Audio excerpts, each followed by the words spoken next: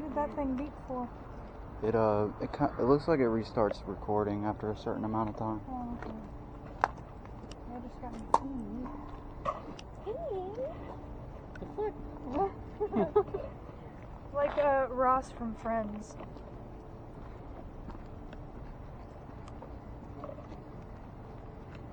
Ask her what color her hair is.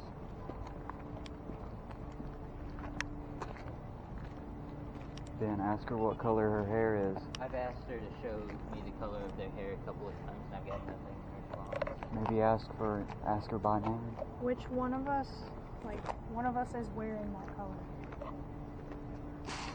Huh? One of us is wearing that color. And your flannel.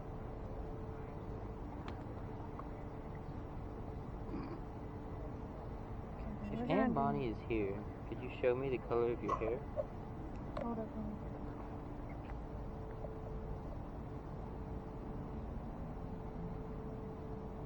Alright, give me some numbers.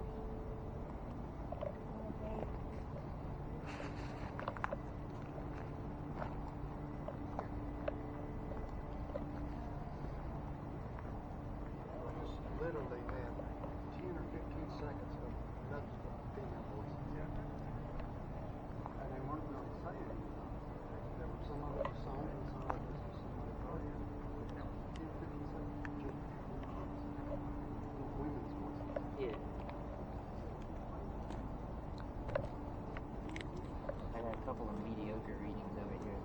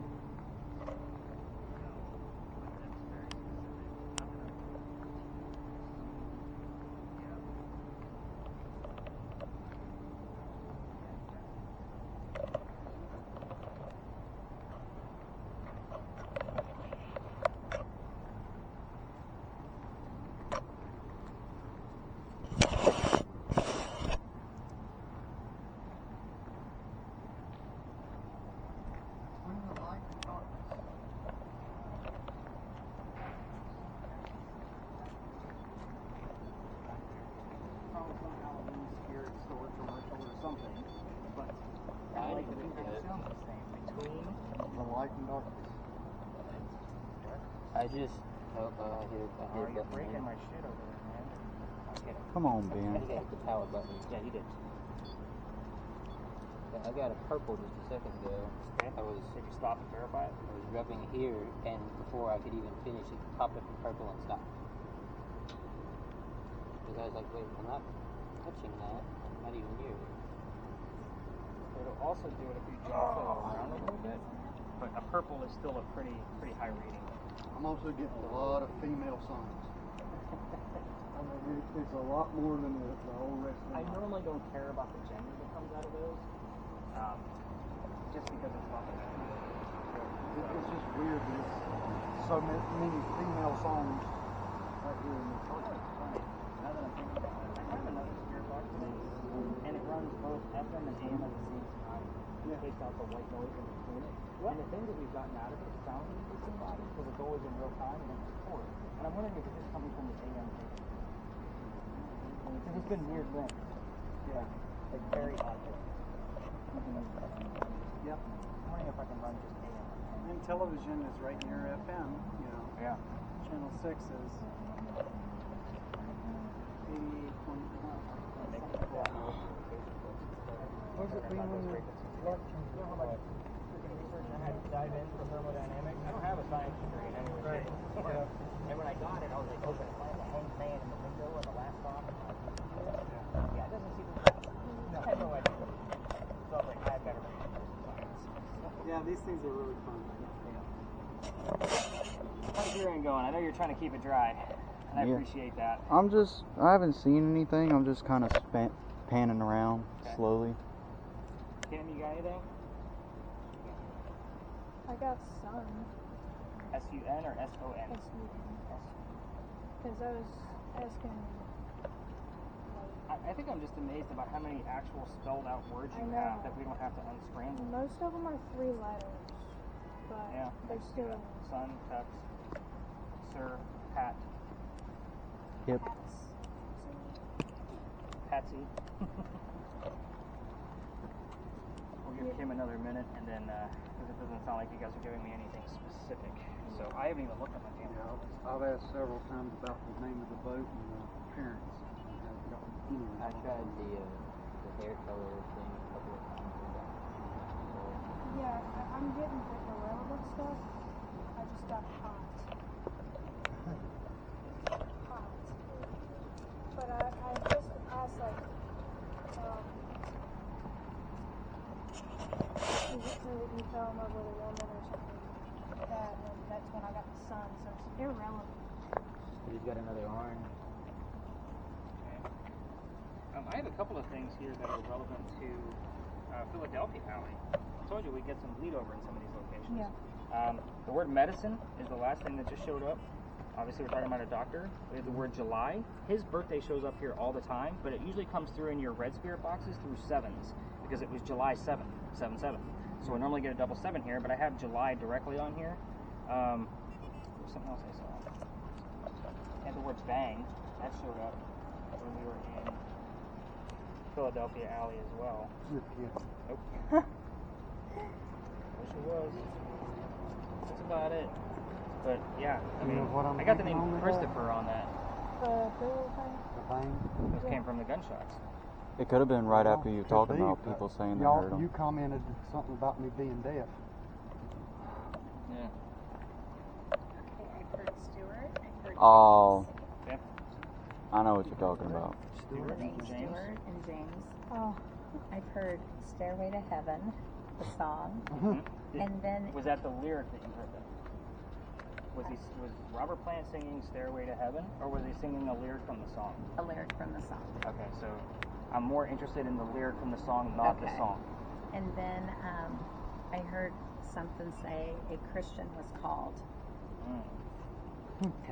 And then something about on the cross, but I took my ear thing out to hear what you guys were talking about, and I just caught the on the cross. Well, you we were do- saying these are not crosses. So what's funny, we do get normally a lot of religious terms around here because of the big giant steeple behind us. So we will get like pastor and church and pew and those kind of things. Okay. But the weird thing, one day last week, I can't remember which day it was, according to the earthquake folks, the word list actually had the word cross, turn clockwise, all in a row. Wow. So it was kind of like, you can't make this shit up. Yeah. I just can't do it, I promise you. But nothing specific about the Anne Bonny story is coming through that I can see. Obviously, the Yeah. rain is becoming a little bit of a problem. So we're going to go over to that wall. I'm going to give you the 2 little measly answers to the questions that I gave you. And then we'll wrap this party up, and I'll show you actually how you're going to get your data back. So I'm still getting a lot of females on me. It's just strange. Listening to Light Rock. Yeah. Is it alright if we sit down? yeah, I'm just gonna...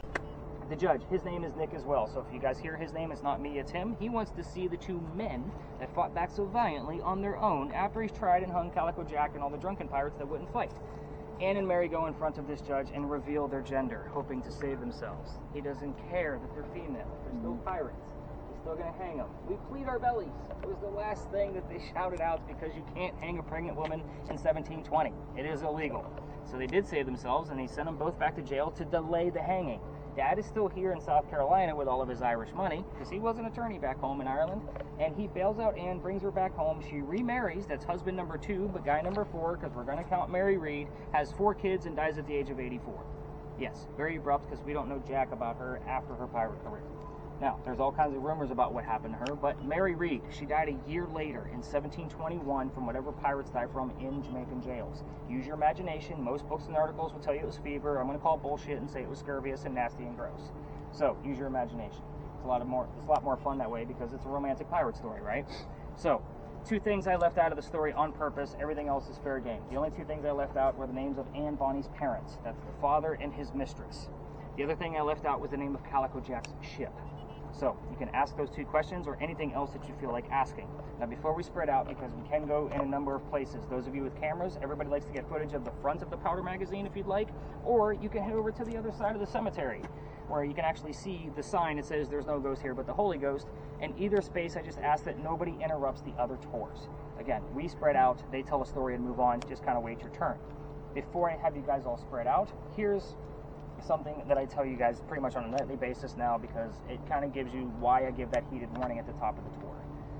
A year ago, September, I actually brought my team back here, full team of 10. The kid next to me goes white as a ghost, like he's about to faint. So I have to pick him up by his armpit to be able to stop him from falling. Cat or cats mean anything? I don't know, but I want to look at that full round that you have there.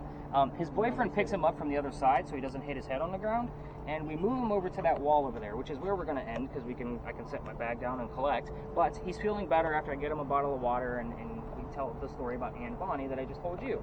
I spread everybody out, but them 2 fellas pull me aside and say, we got to tell you, we are 2 transgender males, meaning I had 2 females dressed as males, just like Anne and Mary in the story, on my tour. And it made complete sense as to why one of them about passed out as soon as we entered the space. The temperature was perfectly fine. Unfortunately, I wasn't recording temperature and conditions at that point, but I can tell you it was September. It wasn't a very warm September for us like it was this past September. So take that kind of stuff for what it's worth. Psychics and mediums, when they come out here, they normally don't make it past the Pinckney Mansion site. Those EMF readings, I don't know how many times I've had to call the EMTs and they tell me, I'm a psychic, I forgot to tell you. How do you forget to tell the paranormal investigator that you're the psychic on the tour tonight? Like, again, people want to come and test themselves, and then they get into a situation like the Pinckney Mansion site, and they drop like a wet noodle, and I got paramedics there trying to pick them up off the ground. So, again, take that stuff for what it's worth. This is our last stop with your device, Ben. You're not going to get a whole lot of numbers unless you're near those bushes up there, and we're going to debunk it automatically. 2 electrical poles, parking meters on the other side. So if you get numbers back here, super great, but you're going to be focused on the colors here. Anne Bonny likes to show us her hair color. It is red. I'm just going to tell you what that is up front. The only way we can get a red is if you touch the antenna.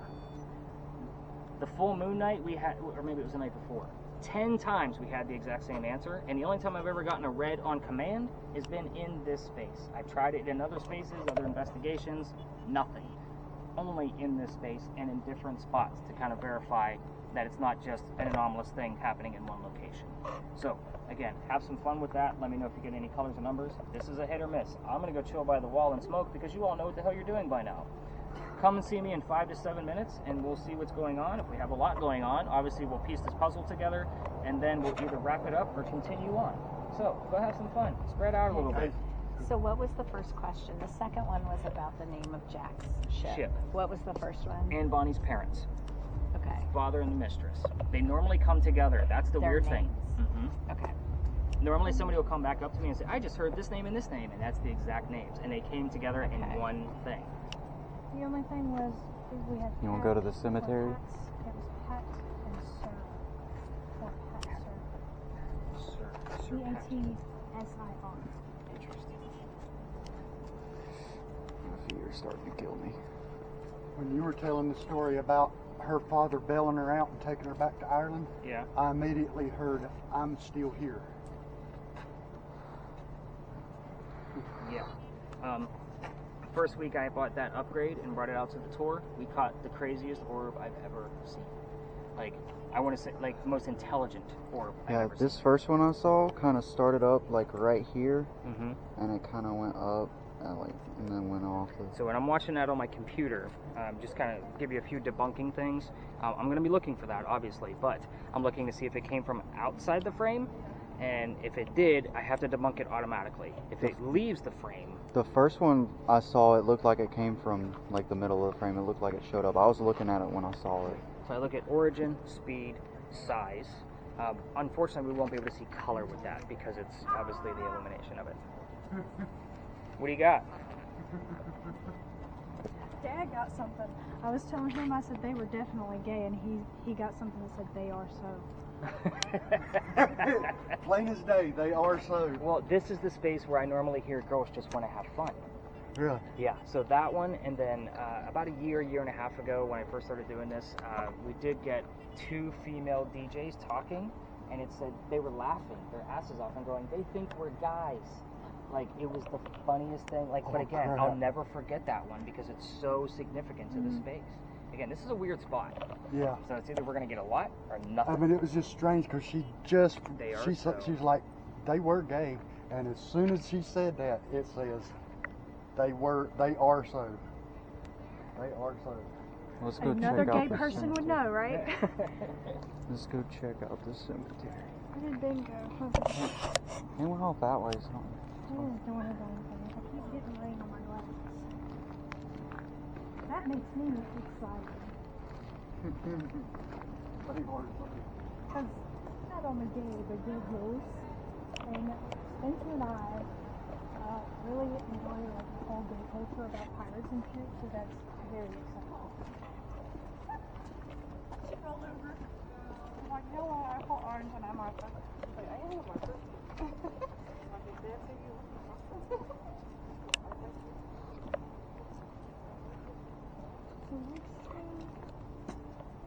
This is the door that's connected to this place. This door. The doctor and history. R.I. Dr. Ladd and R.I.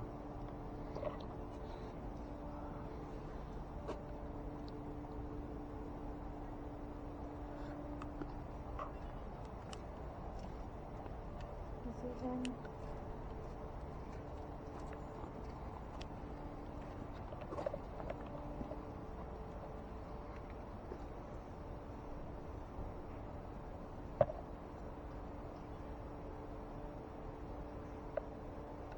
That's it in K.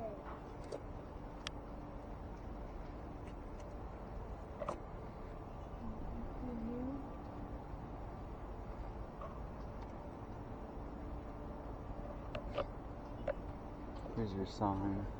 You see. So it's picking up a lot since I just started standing here. It's mainly random, but it's picking up a lot since I started standing here.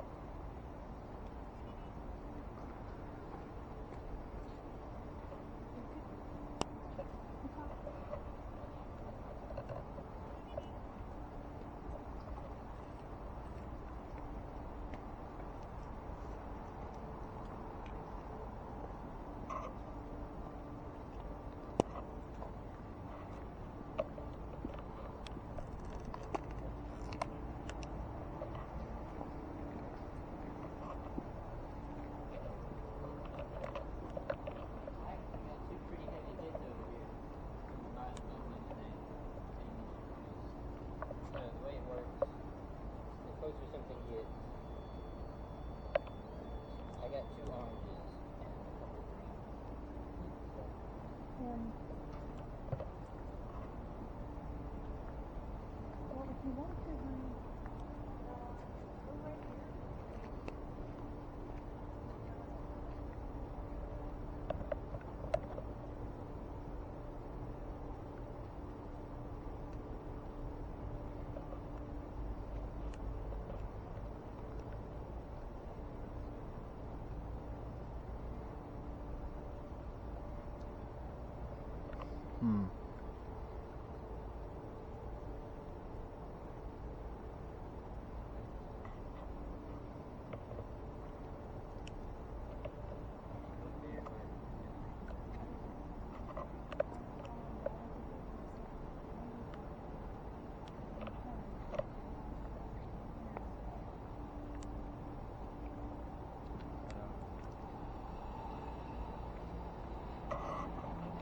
I got 2 pretty heavy hits on this thing.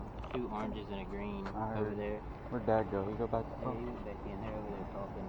Apparently that couple has had a couple of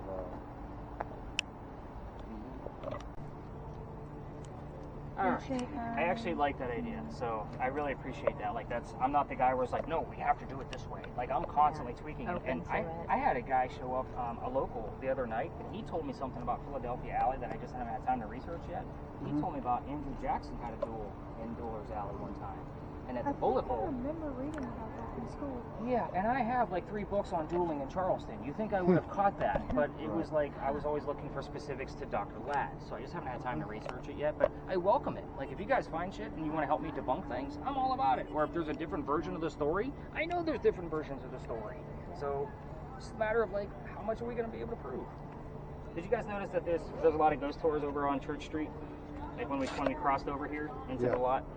They're all over there by St. Philip's Church. So basically we were in the alley going this way, and we were kind of looking over by St. Philip's Cemetery. There's 2 different sides to the cemetery. So they're all over there, and I let them have it because it's their one big finale. So I kind of let them have it, and I tell the short version of it over here because we're ghost hunting. So, and we do get things relative to it, and we might already have a piece of it. So we'll see what else Taylor finds. But they're over there because there's a sign right inside the cemetery gate that says, "There is no ghost here but the Holy Ghost." The reason why is they don't want guys like us over there trying to recreate what happened. Here's what happened. 1888, a young lady died by the name of Sue Howard Hardy. Now, we did talk about initials over there with Rhode Island and Ralph. So, Sue Howard Hardy. It's cheesy, it's campy. I don't even like telling you this, but we get it all the time. She already has 2 H's that kind of showed up on one screen. We haven't heard an S 2 yet. more, including my initials. When you said my name. So you already have HTHS. So we have all 3 letters. They're not consecutive, but I am going to write those ones down specifically because HTHS. Yeah. I don't know if it means anything, but my initials are TH within these 4. I see it. But again, you have SHH already mixed in with there. So it is kind of a word scramble. It's a stretch, but we're going to take it. We get a E on there. Now, Sue Howard Hardy, she died 6 days after the HTHS.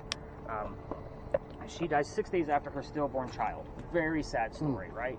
But in 1987, a local photographer is taking pictures of all of our cemeteries. He's putting a book together, and he captures an apparition in one of his photographs. Now, it's 1987. He doesn't have the tech that we have now. So he sends it to Kodak to see what they can figure out.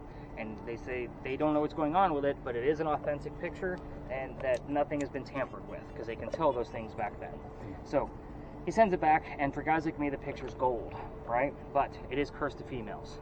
Luckily, we only have 2 females in our group tonight, but I'm going to ask that you don't touch the damn picture. Because even if you're handling it in a digital format, like a tablet or a cell phone, it is said that you can have the same symptoms we talked about at the beginning. So the headache, the nausea, the dizziness. Pregnant females are probably not going to have a good pregnancy based on the gist of the stillborn baby in the story. I'm not going to be the guy where somebody had a great vacation or honeymoon and 9 months later I cursed your family. Don't touch my damn tablet is basically what I'm getting to. So, I know, right? So I will zoom in on the photograph and kind of show you exactly how the apparition works. And it is a famous, like you can type in famous apparitions, and this is usually in the top 20.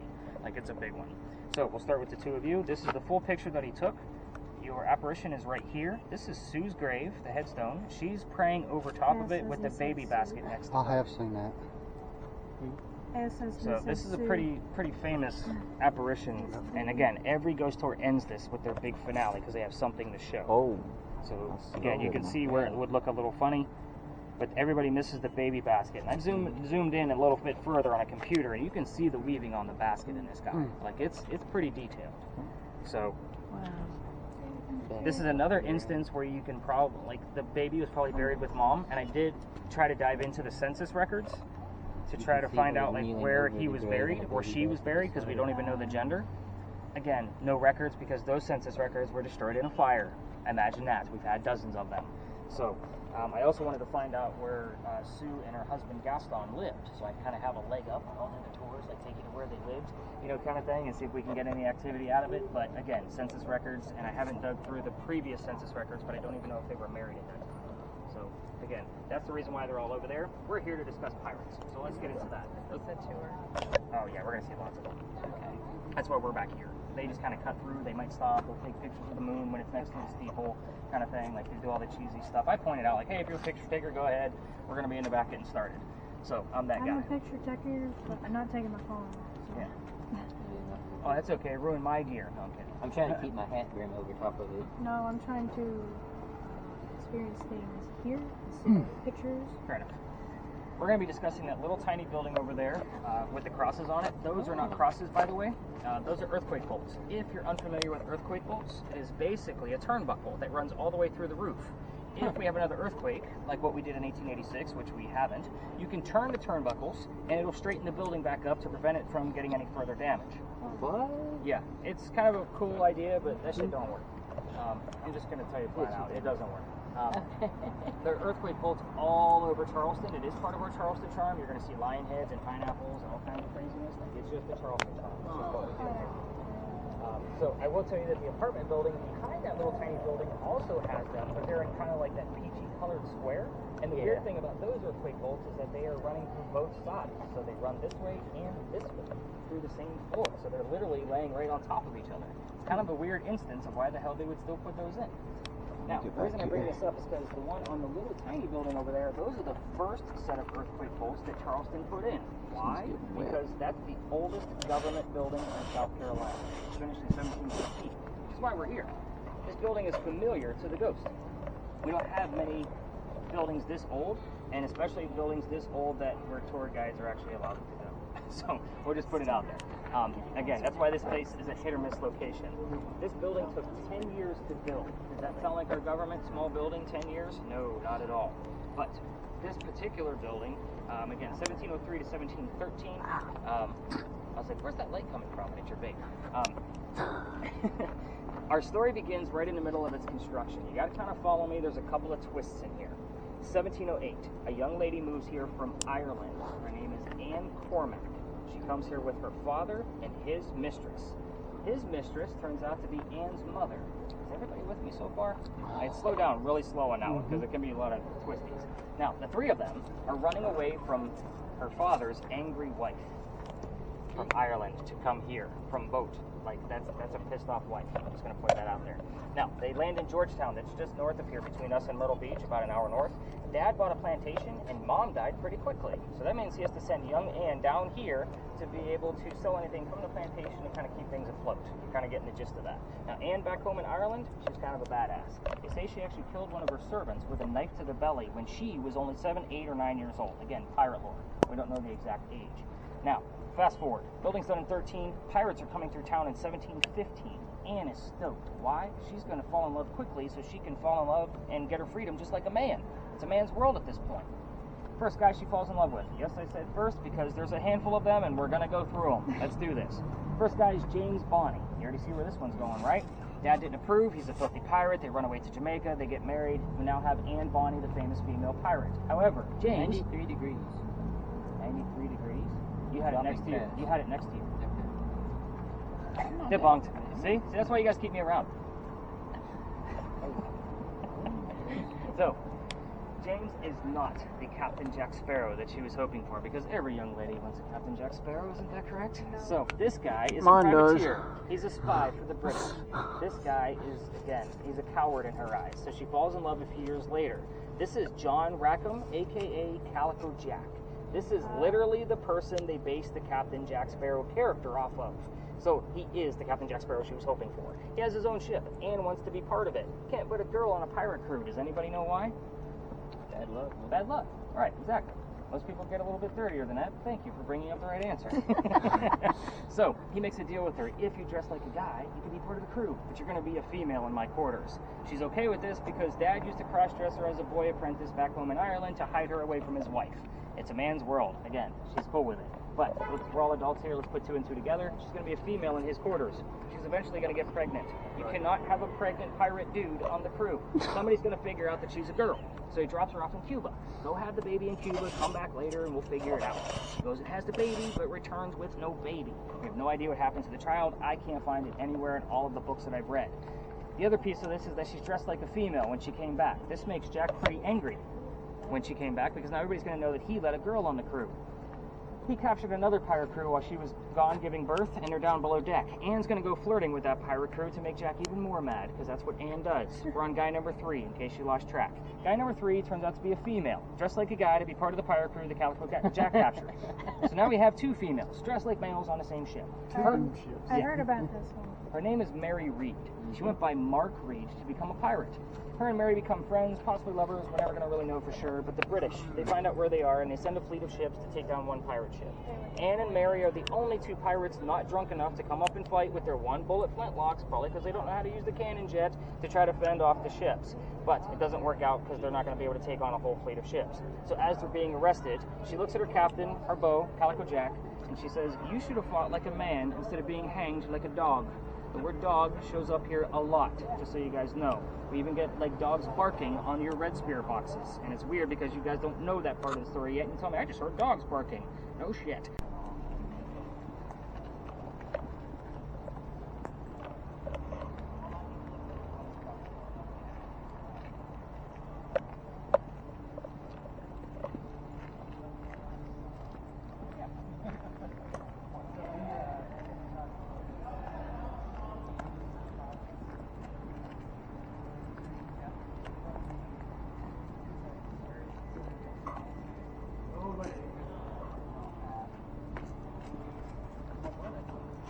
One was from my grandmother, something my grandmother had talked to me about. Okay. And then the other one was a high school friend of mine that passed away. And we're in a football game before the championship in high school. And he said, I stepped out of I stepped over the line because I thought I had more time. And it was the last play of the game. He stepped out of bounds thinking there was more time on the clock. Sure. That's how we lost the game. Wow. And there was more. But Yeah, he came through and he was apologizing for all that. And there's no way the medium would have known that. So what was his name? Pete.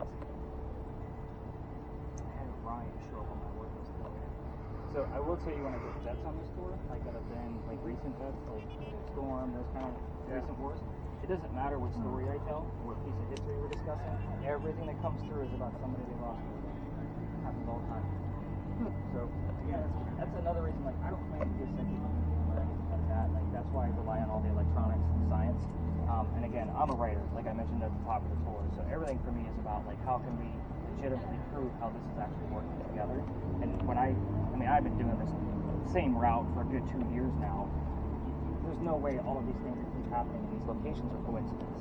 And it's not that I'm looking for them; they just happen. And you're going to see with the last little bit of this story I'm about to tell you of something that actually occurred on one of my tours. Like there's no way that this shit is like people come here and heckle me, and I'm like, okay, buddy, like have a good time, thanks, you paid for your ticket, like that's what you wanted to do with your money. Come and heckle a guy that has a strong belief in something, that's great, you know.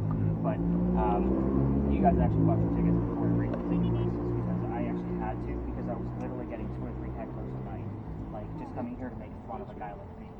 So yeah, so me raising the ticket prices, sorry, I had to raise them, buddy. But it keeps those guys out.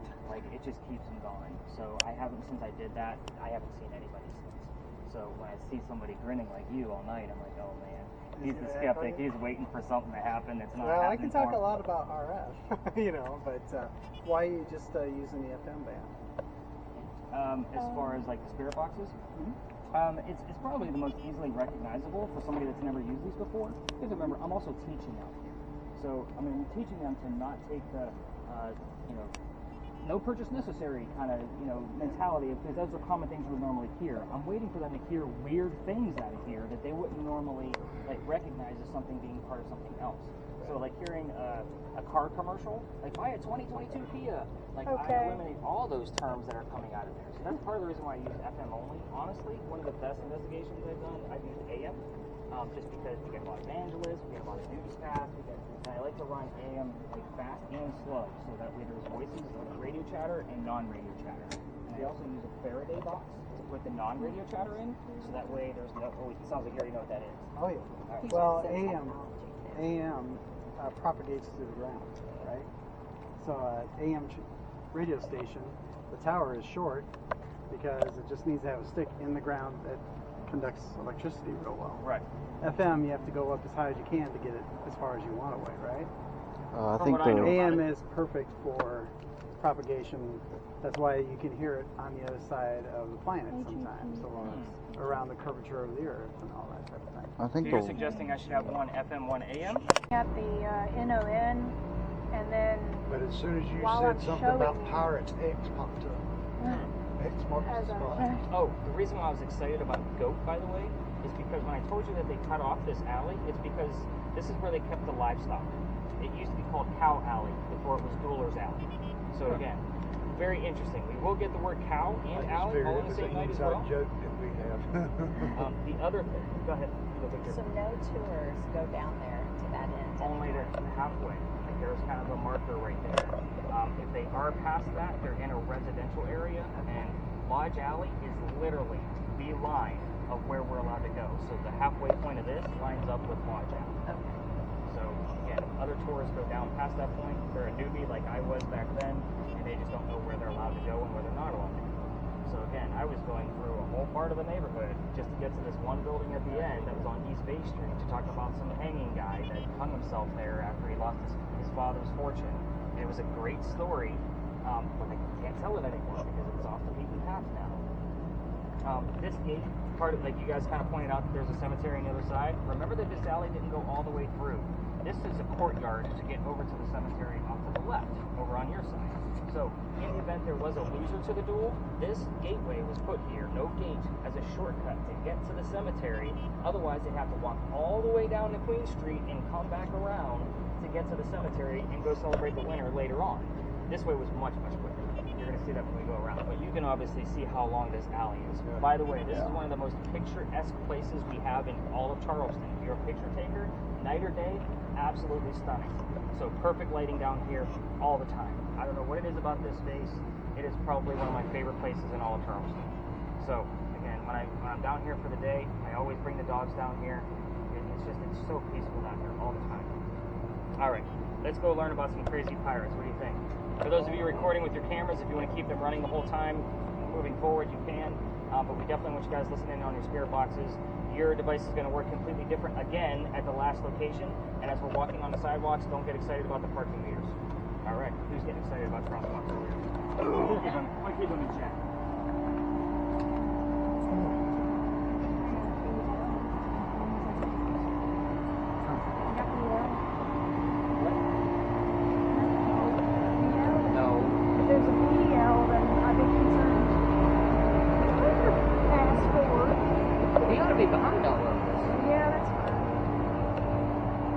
So used to him being in my way.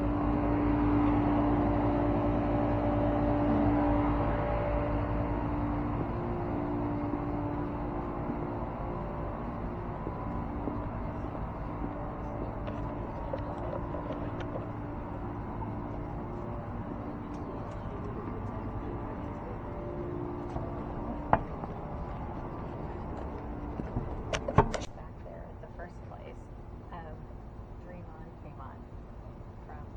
He just said I got somebody. Oh, well.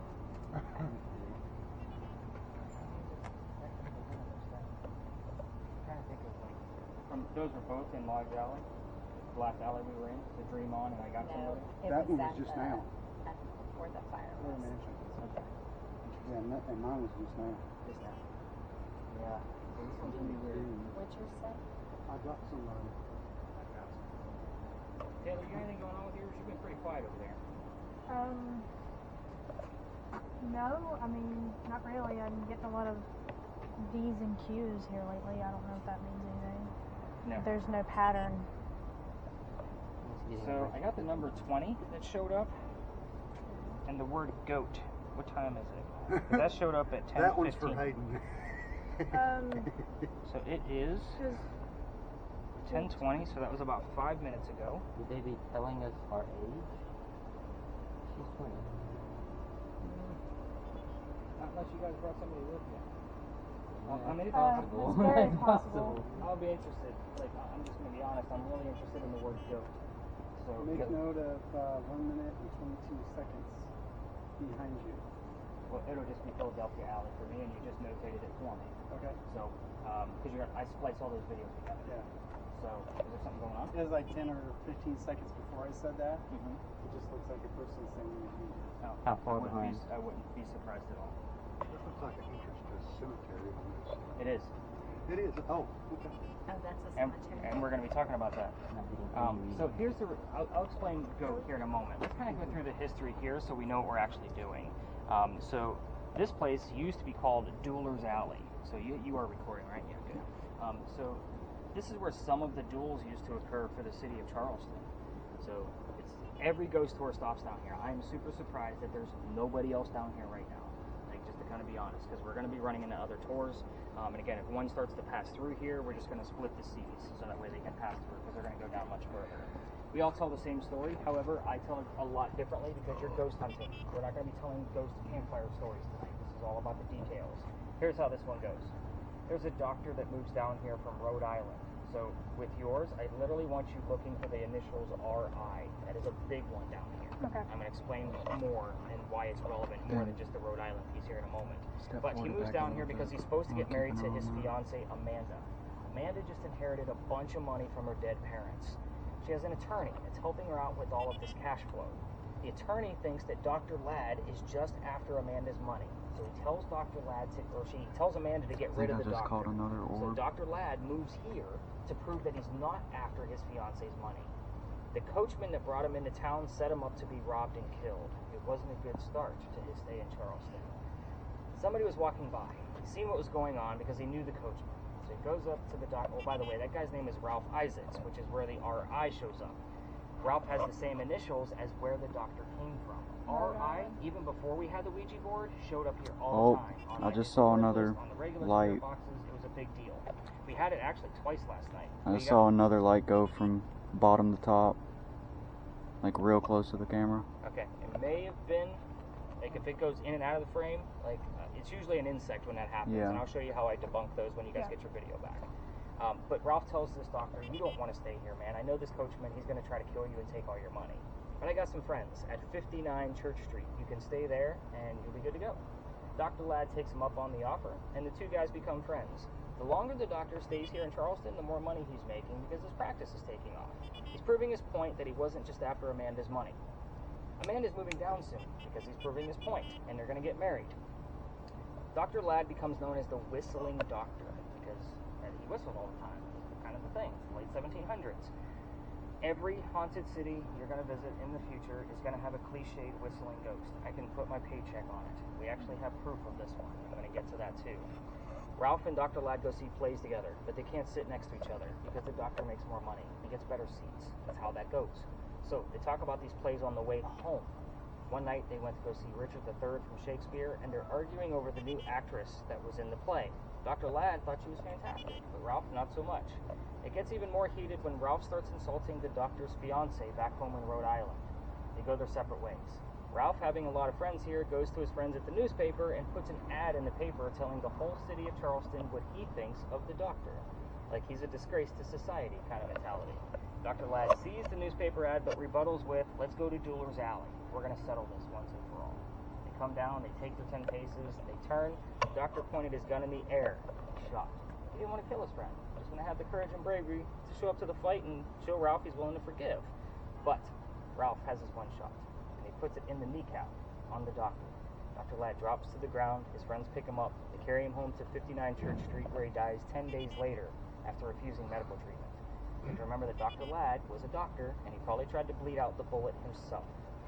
So, we get a lot of clues around here. Last night's, like, we had probably 10 things that showed up around this story. So, here's how this actually goes. They say, as you walk through the alley, you can hear the whistles from the doctor. Y'all hear how quiet it is?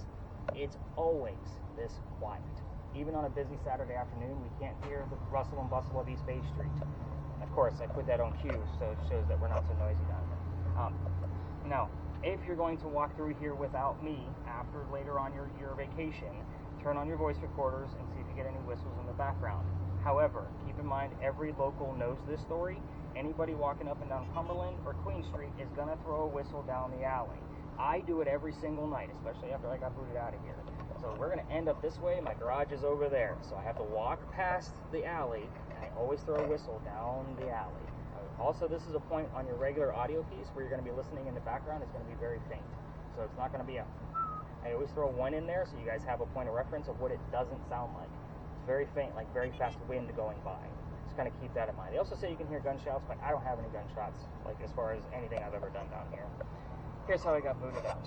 I used to take my teams all the way through, all the way to the end, and we had like another location at the end of this. Obviously, we're not going to that location because we're not going that way. So basically, the reason why I took people down there is because the bricks are sun-dried bricks. They're older than the bricks we're standing on now. So the sun-dried bricks are sun-dried from slave children. And and there's one full handprint and fingerprint swipes in those bricks at the end. I'm sure you guys all picked up by now that I'm all about the history. Without history, there's no evidence. So I'd always show off those handprints because we all need to see it. It shows how far we've come. But I also treat it the same way I do a grave. That kid is not staring at that damn brick in the afterlife. Everybody wants to try to get a reading off of it from an EMF or a spirit box. November 26th of 2020, my entire team of 10 decided to huddle around one brick and try to get a reading out of it. Yeah. So I'm trying to hustle them along because it's outside the dining room window of the beautiful mansion at the end of the alley. Yeah. The new guy who just bought the mansion come out screaming. My daughter thought it was great because she was on the tour that night and Dad's getting yelled at. It's funny. So we moved on. The next day was Thanksgiving. We did not have a tour that night because I worked in retail management for over 20 years, most of those years for Walmart. I will never work another Thanksgiving in my life. So November 28th, I actually, somebody work in retail between the two of you? I did for a long time. I hate it. And I said the same thing. And I was doing well, money-wise, like, didn't care, walked away. Anyway, back to the story. November 28th, I get a phone call asking me to go down halfway or to reroute my tour, which is, we're allowed to go down halfway, that's the cutoff point. So I decide it's not fair for my groups of 10 to try to huddle around 20 to 60 people down here and try to investigate a space. So I told my team, I don't believe in this story we're going to. I'm going to tell you what I do know about pirates. I'm a vampire guy, not a pirate person. They all kind of chuckled the same way. They said, screw it, let's go have some fun. It's pirates. So before we left, somebody heard the name Anne on a spirit box. I did not tell them we were going to be investigating the female pirate Anne Bonny. Oh, so I was like, oh shit, exactly. So we get up there, I told them what little bit I did know about pirates, not very excited because I'm not a pirate person. And then somebody else hears the number 300 on another spirit box. And I have no idea what that means until the next day when I'm doing the research. And I find out we were there on November 28th of 2020. Anne Bonny's trial for piracy was on November 28th of 1720. Wow. We were there the exact 300th anniversary of her pirate trial. So I was like, shit, now I gotta learn about pirates.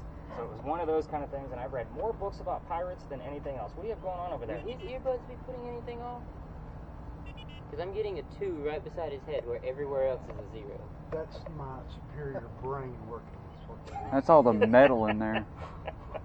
It's nothing like crazy, but I was like, okay, it gets higher over here. Let me walk over here, and it's right here. I wouldn't be too enthused about it, too. So we are going to go up and learn about some crazy-ass pirates. Here's what I'm going to tell you about the pirate story. It's pirates, which means it's pirate lore. I read, I don't know how many books trying to piece together a factual piece of this investigation for y'all off of pirate lore. Everything we're going to be discussing came from a minimum of 2 resources. So there's not going to be a whole lot of me dishing out questions for you guys to ask. It's a matter of, like, you can ask whatever the hell you want to. We're going to have some fun with it. It is a crazy story. Worst case scenario, you're going to learn a lot about pirates because it is a hit or miss location. We're either going to have a lot or nothing. It's kind of how that space goes. X marks the spot. We also, as far as your red spirit boxes, we will get the word whistle here all the time, and or some kind of weird commercial with just whistling in it, a part of a song. Moves Like Jagger has whistling in it. Guns N' Roses Patience has whistling in it. Like, we will get those things only in this space. It's the weirdest thing. So kind of keep that in mind. I don't look for it, it just happens. So you're going to see that when I go through your data. What do we got going on with yours? Perfect. You always want to make sure that camera's on the left. Are you recording right now? Oh, no. Oh. Should I do the recording? Yeah, you should in here. That's the reason why. Like, I was like, oh, he's recording. We're going to have one set on YouTube. My goofy daughter. So, welcome to Lodge Alley, everybody. Like, this is a very weird Look at that back. what this space actually does. I'm actually going to switch sides. So this space where we crossed the last crosswalk coming down East Main Street, that's where the original Charlestown Wall used to be. So you're standing on one of the first streets we ever had. We'll say it looks on. It is. These bricks have been here since 1739, and we're going to start discussing these bricks here in a minute. But here's what goes on and why I was asking for names. I have a full list of residents of every person that's ever lived down here. You guys always give me the same 2 names every 6 to 7 weeks. We are in week 1 of that loop. A residual is like watching a movie on a loop. Sometimes it happens on a specific date, sometimes it happens on specific conditions. We never know. So this one, I still haven't pinpointed it down even after 3 years of dealing with this particular residual. The 2 names you guys normally give me are Benjamin and John. Now, you heard Benjamin tonight because we have a Ben on the Right tour. before you said Benjamin, I got a B. What's the letter after it? His last P. name? Another B? P. P. P. Yeah, his last name was Hopkins. It was what? Hopkins. Okay. You just got an With an H. S. So, as far as the weird thing about John is that there were 4 different Johns that lived down here at one point in time. So John likes to give us his last name, Johnson. His mother was evil, John Johnson. So we will get John, Johnson, and Benjamin all in the same evening during that 6 to 7 week part of the loop. So again, we're in week 1. We didn't necessarily expect it, but I like to explain why this is actually happening. The bridge we're standing on, they're called Belgian blocks. They've been here again since 1739 that we know of. The historians don't even know exactly how old they've been here. But we're dealing with the stone tape theory here. If you're not familiar with that, it's a paranormal theory that basically states that any natural stone, and these are made of granite, that's been in the same place for a long period of time, say a few hundred years, they can actually hang on to the memories of the things that occurred here. So basically, we're picking it up on our electronic devices when we're getting these names over and over and over again. I just saw an orb on the camera. I hope it's not carpet cleaning night.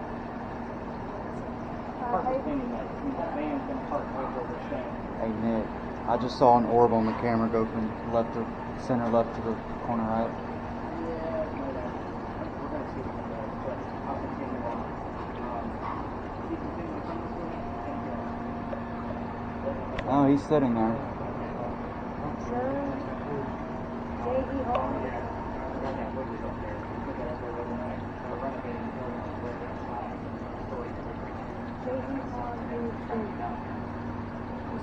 So, anyways, back to the stone tape theory. It was right about there at the corner wall in the gate. On the loop, and it's coming out of these bricks. Now, these bricks, because they're made of granite, they're not supposed to have electrical charge to them. So that, over here, I want you to put your device on any brick on the ground, and let me know if you get any kind of reading. Okay, that's an actual. Okay, so we're probably not going to get anything tonight. Now, last night we did get up to a 5, and just a few nights ago on the full moon, I want to say it went up to 8.8. So we were still within the last bit of the week 7 loop. Again, this is an interesting space because Sounds like somebody laughing when you say that. the other reason I like to come down here is because before people lived here, the Freemasons had a Masonic lodge down here, which is where the alley gets its name from, Lodge Alley. We go get, here's the weird thing, on the red spirit boxes that the 2 of you are using, as we're entering the alley before anybody knows anything about the Freemasons down here, you guys will hear the word Illuminati. 6 times last year, 3 times this year. I bring this one up specifically because A, it happens often, and then often weird. Yeah. So we found 3 for a while, and then 4. I throw it away, it slowly drops. And then down, we don't take those big time I'll write those down for exiting out. I want to get through it so we can get away from this man. The Freemasons, the word Illuminati, just talking about the Illuminati on the radio, because that's what you guys are listening to. Second off, why are we only hearing it while we're here? And you guys say it as you're entering in before you know anything about Freemasons having a lodge. It's the weirdest thing. We'll get other terms like symbols and Mason and other things that are relative, founding fathers, those things will pop up. But the big one that I always look for is Illuminati because it's such a weird instance. And I did verify all 9 of those. So the 6 last year came from a recordable spirit box, which I was thankful for, as did the 3. So I was pretty stoked about all 9 of them that I was able to verify. The next space we're going to go to, guys, is not, it's another alley. However, I can't take you all the way through it like what we're doing here. The reason why is I got kicked out. So, the guy who got caught, you guys have all the blinking lights and noisemakers, and I'm going to tell you how I got kicked out of it once we get down there. But we're going to kind of sneak in on the one end, and we're starting to get into the more popular tour spots. So just kind of be mindful when tours are coming through an area, we're just going to split the seas and let them pass through. And then once we spread out at that last stop, you're going to see, like, we're going to just stay out of their way. Because every ghost tour stops around that corner somewhere. We're doing something completely different than what they're looking at. So you'll find that out real fast. But we're going to try to work around this van, and we're going to go up this way. For those of you recording video, I definitely have to check out your video because you said you saw an orb. We do capture a lot of orbs down here, but we're going to stop them now so that way we're not recording this guy again. So just kind of be very... It just beeped. Like Oh, it he was restarted. telling me about something he thought he saw floating around over there, and as I turned my head, I thought I saw something floating over there by that window. That's all. And I don't know if it was something else, but I think I might have smelled something like a little sweet for like a split second. I don't know what the smell was, but I don't know if indigo actually has a smell to it. I have indigo, but it's in a sealed jar because that's how I ordered it. Kind of use it as a trigger object for the tours. But it came on a card and it came off the card, so I quit bringing it because it's too easy. It's too hard to handle. Yeah. I ain't feeling the way I was when we was on the what was that aircraft carrier called? Yorktown? Yeah. I went on that thing yesterday and I felt heavy. Yeah. I knew that place was definitely had some stuff. There's a lot that goes on in there. So the investigation I did, I smell something too. It's not sweet. I just smelled the trash can for a second. Now I smell the trash, but I did smell something like sweet when he had the door open. So I don't know if something's coming out of there. I was thinking that too, maybe. But the Yorktown, when I was there, most of the data that came through there was all religious terms. People praying, God, Bible, pastor, like all kinds of. My daughter was with me, and she's like, "Dad, why is everything?" Because we always look at it as a theme, like what's going on here. I'm like, these guys were in war. They're praying for their lives, London. Like that's how this goes. Yeah. You know, you got to look at it from their point of view. It had such a heavy feeling in there. There's a lot going on in that space. I got a bit dizzy, kind of lost my balance a little bit. Taylor felt heavy too. Yeah. I mean, the air in that place, because it is condensed, can make you kind of feel that way. So if you can almost like take the feelings out of things and actually use equipment, like you're going to see at the end of this, like I'll give you some methods you can do on your own with your phone and cheaper tools. So when you guys are visiting places, you just pull out a quick EMF meter, kind of see what's going on. But yeah, a heavy feeling, that's usually a first indicator. But I don't try to put my feelings into anything. I wait to see what the data's going to give me. I want the science behind it. I usually trust my gut sometimes.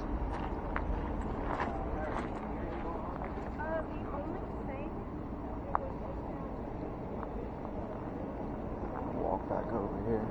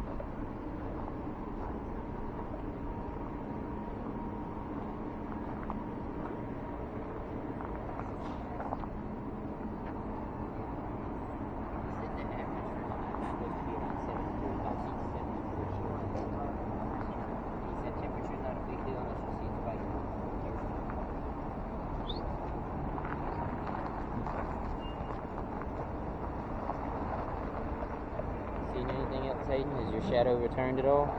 No. It'd be nice if he came back though. Yeah, maybe we could get something of information from him. I'm kind of doing a mixture of looking down at this and kind of looking around me too. I don't know if we're okay to walk into other parking lots. I kind of stepped out there a little bit and took a peep around the corner. That's about it. It is so hard with this camera. There's so many other people walking around. I'll be down here looking at this thing and I'll look up. There's just a couple walking. I'm like, oops. He's saying it's sounding like we're gonna be wrapping up here pretty soon. So.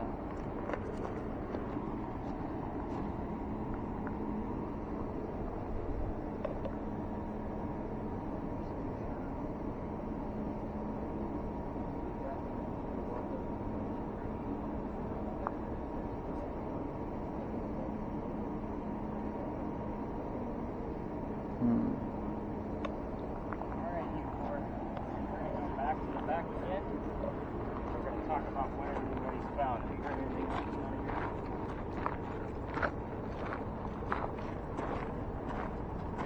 I got a weird one, Taylor. And I mean, it was an answer to a question. And it's specific. I heard a little bit of it. I even asked.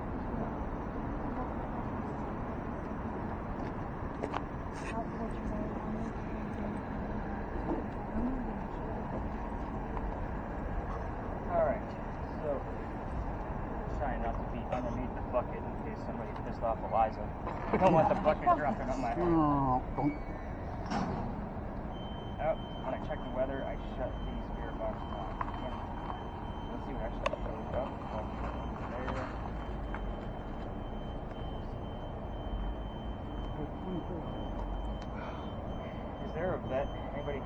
sir? Nope. I mean, you were a military police. That's Go it. ahead and hit the stop button. Yeah, I'm a We're veteran. gonna keep it on. So you are a vet? Military police. We have the word veteran as soon as it showed up in the word boots. And the word what? Boots. Boots.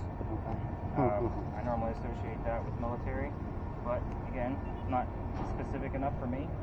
Yeah, nothing else on here that I can see that would be relevant.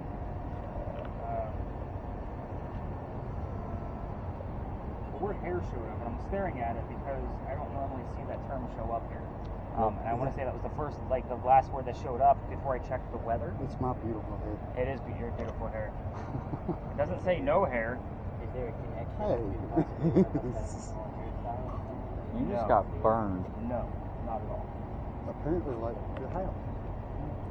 So, a couple of things I'm excited about. Obviously, all of the crazy readings that we got out of this thing, I'm stoked about those. So, you guys are going to see, like, I actually rate each investigation so you guys know exactly how active it was.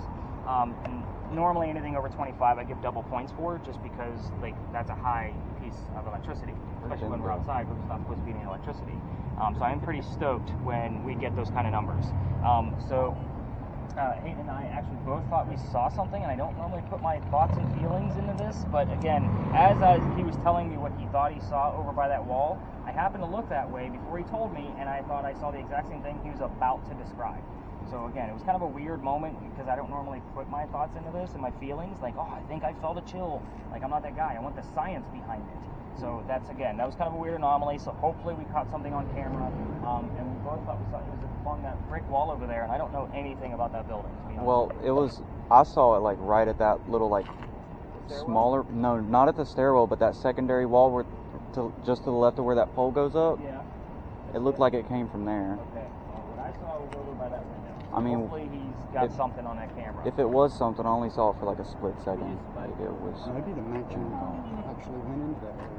This is the second time I've gotten WFT in that order. What the fuck? Nope, nothing. Unless there's a G in front of that W, it's the only thing I worry about.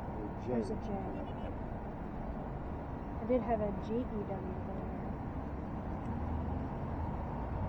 Alright, so whenever I break out the tablet, it's just to kind of show you, and you can stop your video, by the way, if you haven't. It's the top right button on yours.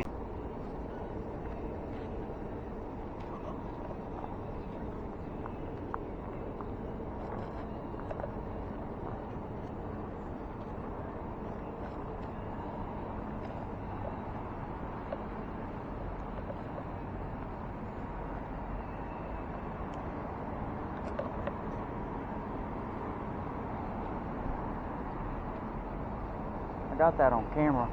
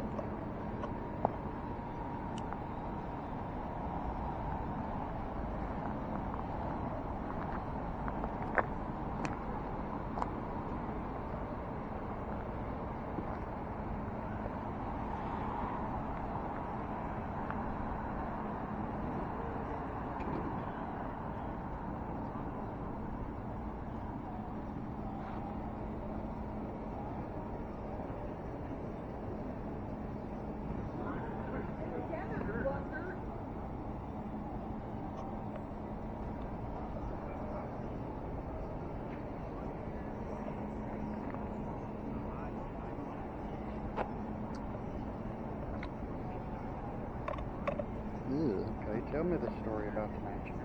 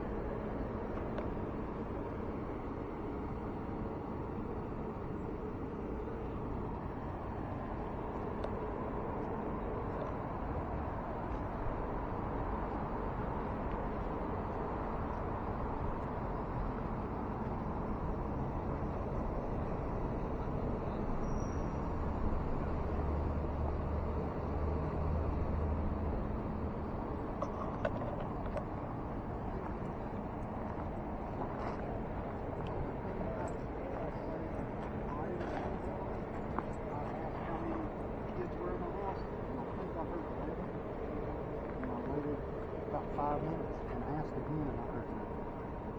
I asked how old she was when she died and said 98. And I think it was a radio station Yeah. that was 98. But Yeah, there's a couple times that you'll hear just one or two words that you go, huh. There's about 4 or 5 times that it's stopped on a certain song and it's played, enough of the song that you Have we recognize seen what any? it is. I'm really not able to look down. I gotta I'm really just walking around kind of observing the area. You caught anything there? I was supposed to ask about what happened to the main street about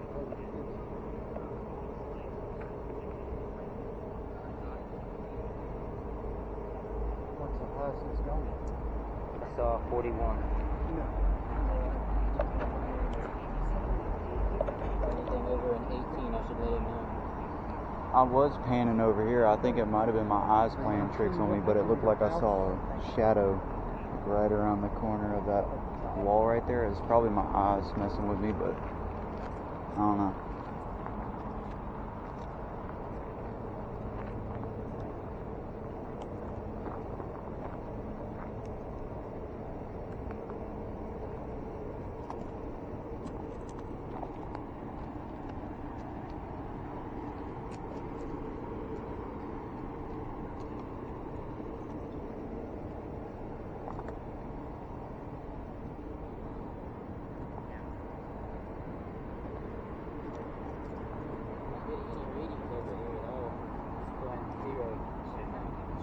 It's weird that you got a 40 and all kinds of stuff over there.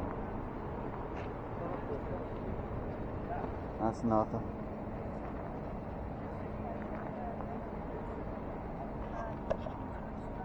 Only when it gets full, all the way down to the end. Because what it'll do is it starts to come right over the L. That way we're not scrambling among two different lists. Alright, Kim, what do you got going on with yours?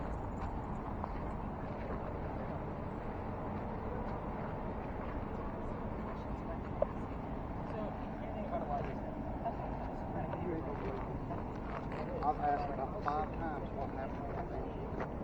And he came over and talked to me and I was telling him what I heard, which up to that point to nothing. And then the way I asked him, I swear it says, I asked him, was it a fire? He said, put it out. Say swear. Say swear. Huh? Say swear. Huh? Say swear. I said say swear. I swear, it said put it out. That's pretty weird. And it wasn't a song, it was like somebody yelling, put it out. I don't know if my eyes was playing with me, but like right over there at the corner of that wall, I was panning over to the left. It could have been like that little auto icon up there, but it looked like I Keep saw a talking shadow. about that, hey? Right. It was probably my eyes messing with me. Why you want me to keep talking? Keep talking about the shadow. It spiked when you talked about it. Oh. Did I see a shadow? I don't freaking know.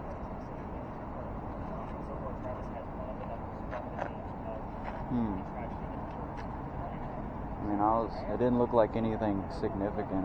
I think it was my mind playing with me, or maybe a lighting. I don't think your mind can make electromagnetic fields in the air. It can. It can. Maybe it can. I'm probably just, I don't know, but I was joking. It might have been a shadow over there. It could have been. That's usually what happens. We do. I have a connection between him and I. What'd you get? He keeps thinking he's seeing a shadow. He's not sure what he's seeing. It was like one It's funny, time. I thought I just saw something like floating on the building over there. Are you As serious? he was talking I about was it panning. jumped to a 16. I was panning this to the left, and like right at the edge of where that wall is, Yeah. I thought I saw like a little black like flicker, like Well, kind of shadow like. What's funny is what I saw was a little tiny black something. It was like a shape. It didn't look like a human shape or anything. It just looked like something going by, almost like a bird, is what I just saw. But it was next to the window. So that window that's right behind the telephone pole there. Yeah. Yeah, I saw it to the left of the window. As soon as I turned my head, it was just weird that you just said I thought I saw a shadow over there. I'm like, oh shit! I thought it was my eyes like messing with me, because like this auto icon that was on the left of the screen was going right to the left of that edge of the wall. Mm-hmm. and I thought it was that maybe, or lighting or something, but I would definitely keep your camera pointed that way because you're the only one that can see in the dark. So, and again, if we do have some kind of specter over there, I don't normally put like, hey, I thought I just saw something into this, but again, it just kind of concurred with what just happened. So again, I'm not the guy where I'm like, you guys can't prove what I saw. You know, I'm not going to sit here and make shit up. Like, oh my God, I saw this or whatever. Yeah. So I can't prove it without cameras. I was unsure, but it could have Be been. mindful of somebody coming inside. So, I have a quick question. yes. And I am sorry to ask again. I forgot how to Reset it. We're going to move out of this vehicle's way. 36. 36. 31. Dropping it. 31. Dial And 0. counterclock. Okay, watch out for the vehicle. Yeah, let's don't get run over. I'm gonna go check out over here. I gotta tell you about that. Put it out. I Did you told- hear me and what me and Hayden figured, or at least the connection we thought we had? He keeps thinking that he's seeing a shadow over here. I He's thought not I sure saw of it, one. But every time we talk about it, it climbs. Holy 23.5. crap. So is there a shadow back here? I He thought I talked might about have it. saw one first, and then While he guy said was talking about it. he said he I saw didn't something get up a at the. single thing. Every time me and Hayden bring it up, it spikes.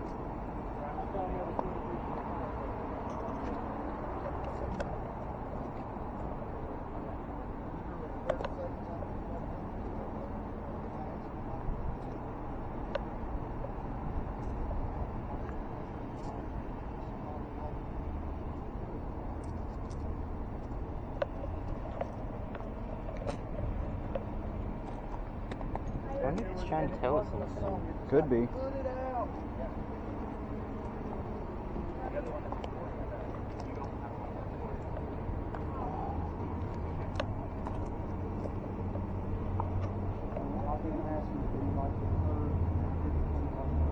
Show yourself. Do it.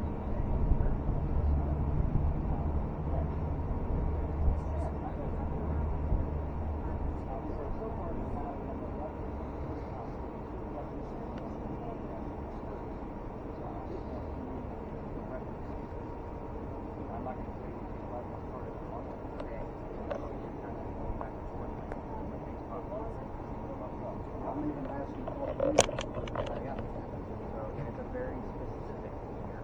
Yeah. So you'll see how this goes. Like if and when it pops up, like you're obviously getting answers, which is good. Yeah, that was weird. Put it out as soon as I asked that. And there's just a flash of fire. Oh, wow. But we both saw something over by that brick building over there. Secondary clues now. We need to know which truck we're chatting with. Like that's kind of the mentality. Now, with that, the son and the nephew were signers of the Constitution for South Carolina. It's a big deal for us. But I hate politics more than everybody here. So, I don't know. We're going to debate on that later. What's that? Just saw 5.2. 5.2. Remember that one? I'll write that one down. 7.2. Hang on. Let's see if I can keep rolling. Jumping and dropping. You're looking for spikes, ain't you? Like Yeah. random, like Yeah. sudden I'm waiting to spikes. see if there's going to be a pattern first. I mean, obviously there's nothing man-made here that's going to make that go off. Like it's not going to go to 5 to 7, 5 to 7, which would be a pattern. Like you're looking for like 5, 7, 4, 8, 5, 7, 4, 8 kind of mentality. Count. This is like 3 times it's stopped on Cindy Lauper. Girls just want to have fun. What's funny is we normally hear that song at our last stop where I'm talking about this crazy female over there. Yeah. See that? The light color? You got something going on? There's a light color or something going on, outlines. Are we looking for dark? Right in the center. They're light blue. What's It that? slowly climbed up to around 0.9 and then dropped. Isn't those lights, honey? Those two lights? Oh, we're getting No, production. the lights would be hot, so they would be red, orange, and yellow. I need to get out of your way. See? 15.7. 3. That's the window. Right there. 15.4. Looking at some windows. 18.4, I got it. 15.4.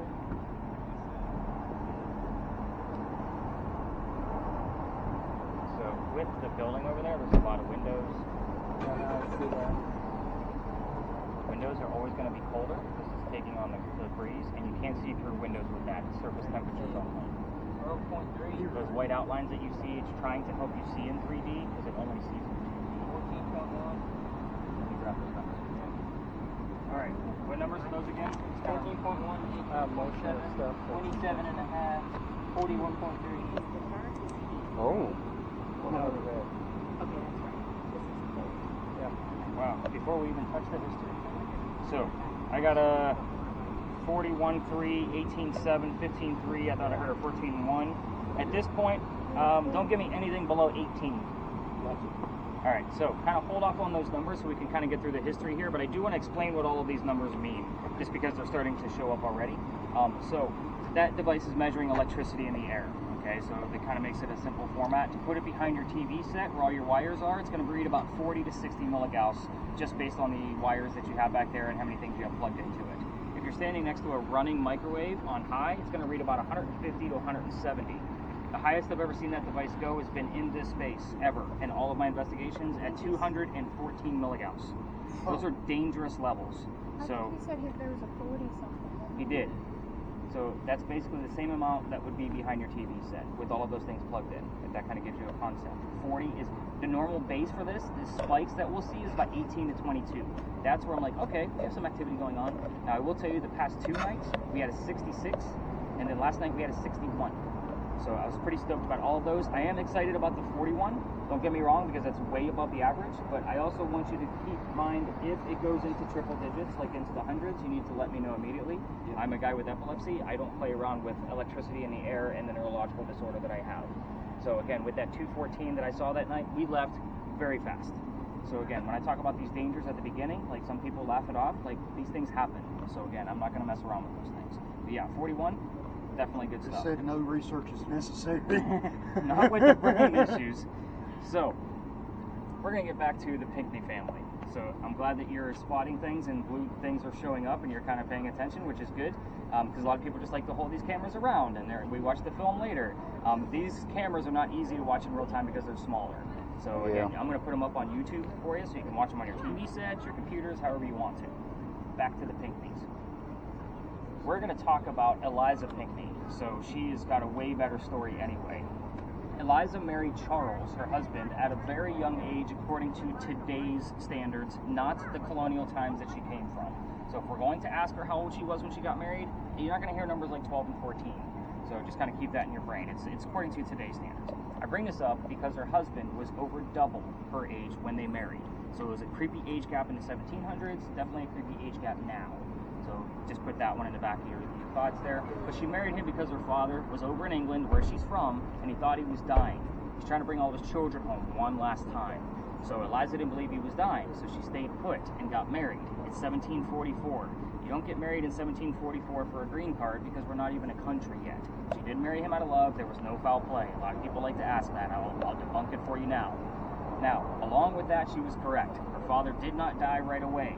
Instead, he starts sending her gifts from England to this space, exactly where we're standing. 31.8. We'll take it. One of those gifts that he sent over to her were the plant seeds of indigo. You guys have been in town for at least an hour that I know of. You've seen the word indigo somewhere. If you're unfamiliar with indigo, it's a plant that makes blue dye that makes our blue jeans blue, actually. Travis is wearing it tonight. I think he's the only one.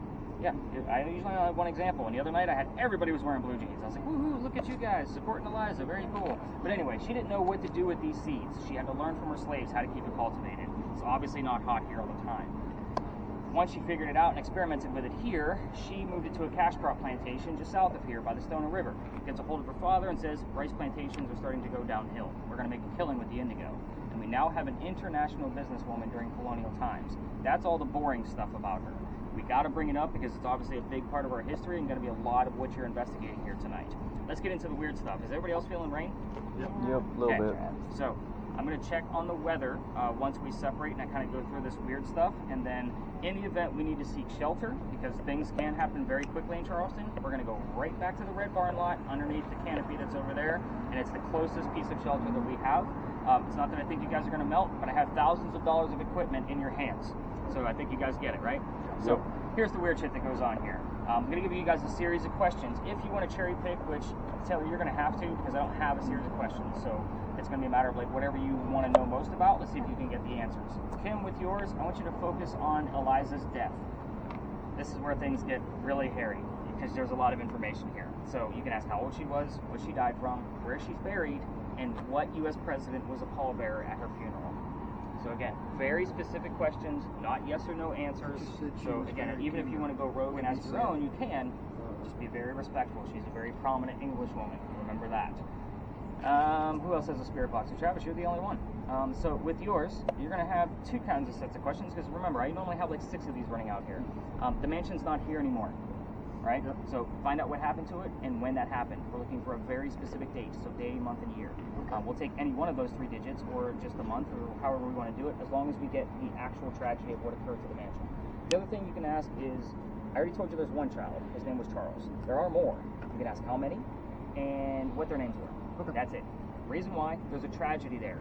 If we poke the bear about that tragedy, kind of piss her off a little bit. We don't want to do that. All activity, including all of the EMF that Ben's getting over there, like, it'll go away. Down to 0, we have to walk away.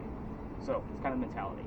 With yours, again, if you want to ask basically Eliza's initials, just get her nice simple things out of it, just to kind of see if you can get her to spell her name, which we have had a scramble of her name here the first week we started using it. Okay. Here's what it looked like. It was basically all of the letters of her name with one extra letter. So it was E-U-L-Z-I-A, like Yulzia.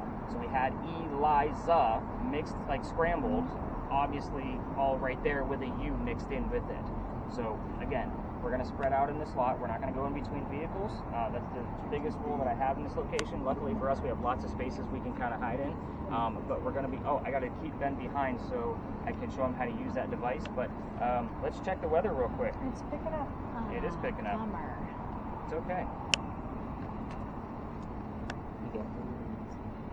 I got glasses on.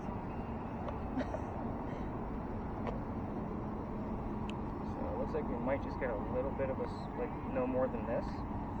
It's only going to last for a few minutes. In the event that it goes anything higher than this, then that's when I'll say, all right, to the shed, and we'll all hurry back. So it looks like we're going to be okay. It's only going to go on for like 5 minutes. The rest of the rain's going to come in like after 1 o'clock. All right, let's spread out. Let's have some fun. Turn up those spirit boxes. Those video cameras are already recording, so good deal. But yeah, just stay right here within the confines so we can all keep an eye on each other. All right. I did see another 30 while you were looking. Nice. So we had 30 twice. You got a 31.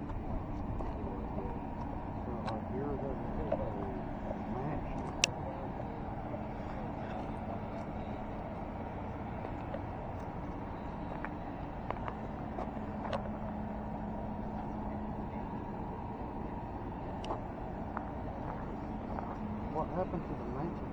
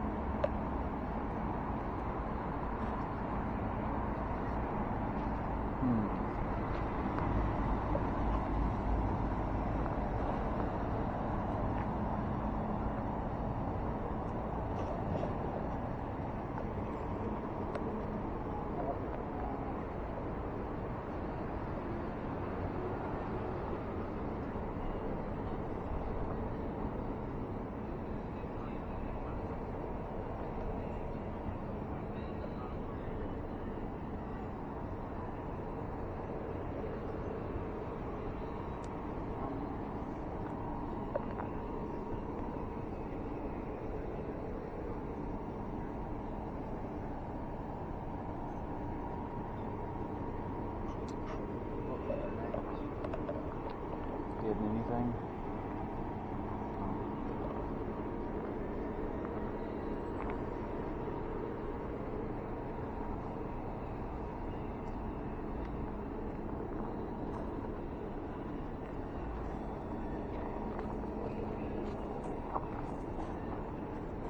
The previous owner used to say he saw like some dark shadows in the middle of East Bay Street in the middle of the night after closing. Now, I say allegedly a lot with this story because I have no proof. It's just a great segue so the moms that I get on the tour aren't thinking about their kids getting sick on the tour while we're out. So, is everybody ready to go learn more about your devices? Yep. All right, let's do this. We're going to head up this way.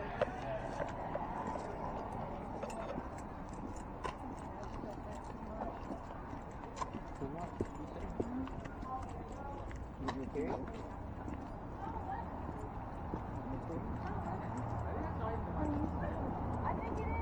That's fine. Where is it?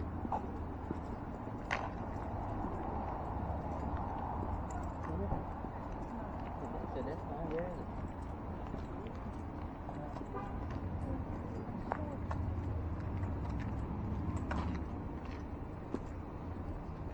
there's been about 3 times that it's played a song. What song?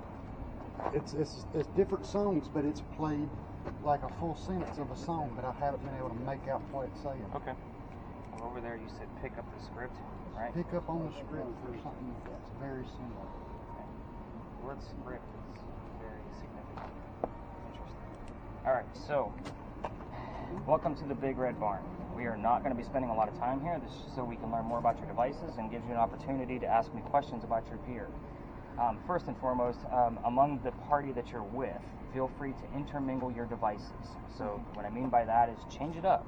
Let somebody else listen in on your spirit box. You have an extra earbud dangling. They're not synced up. That's what I was wondering. Nope.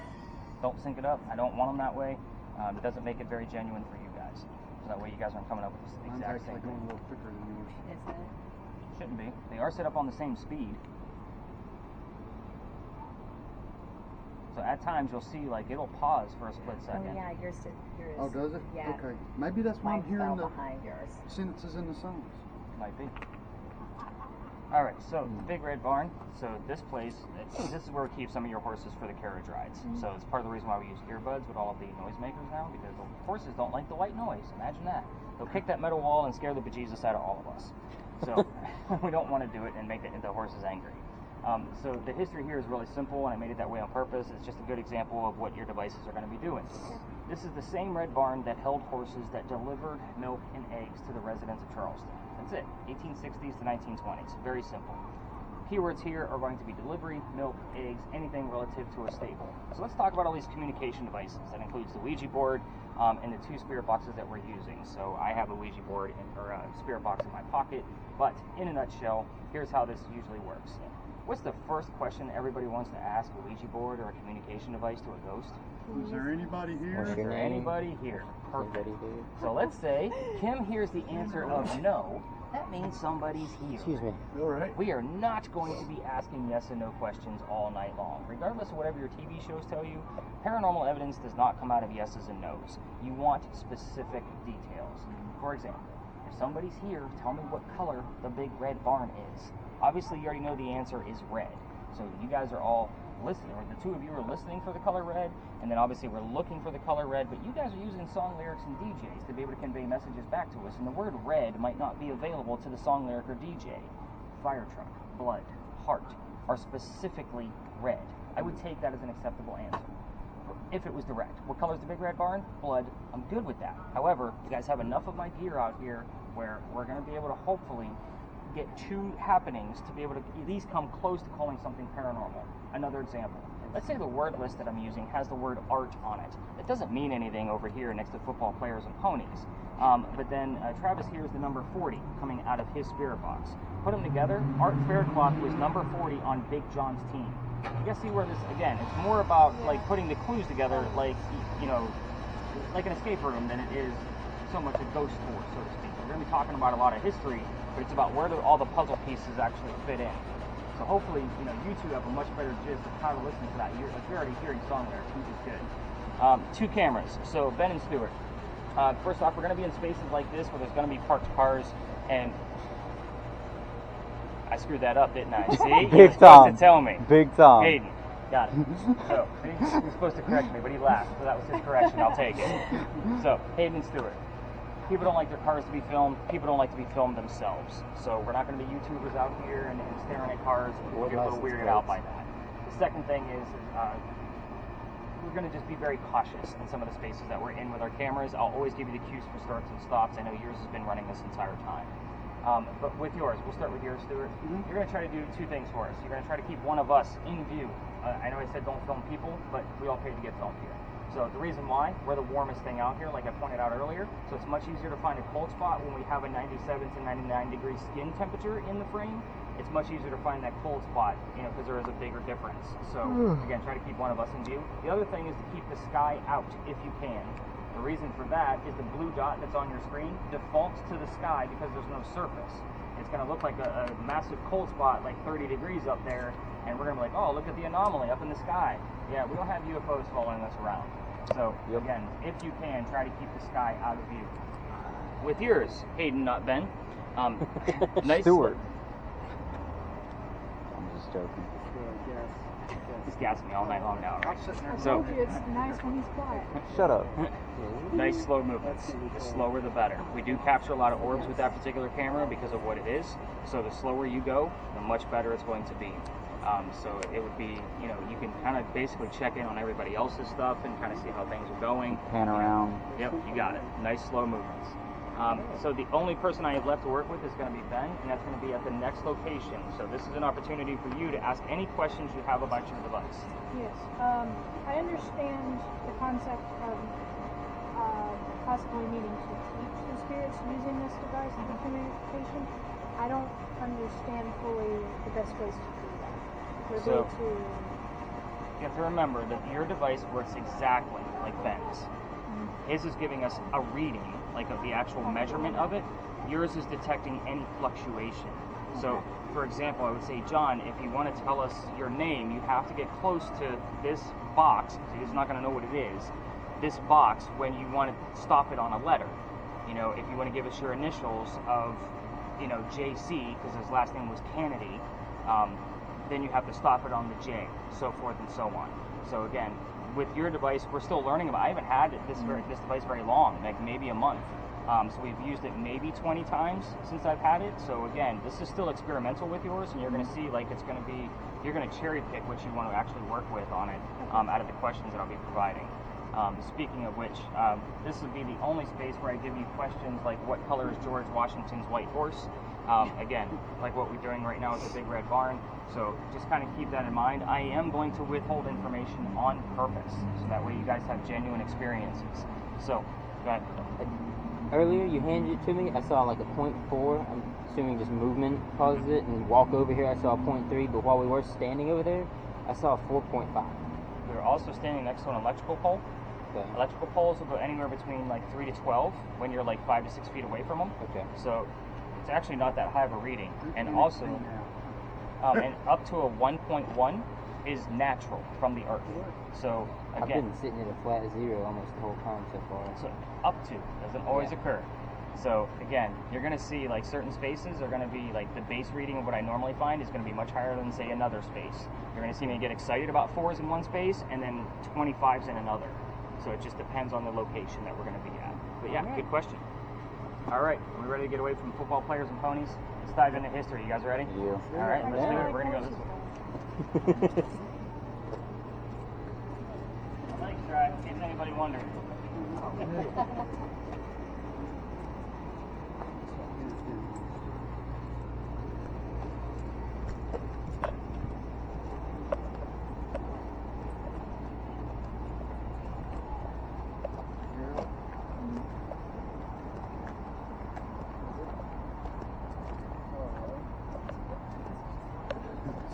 Kind of like you said, this idea of bullshit. Those girls want to have fun. What in the world?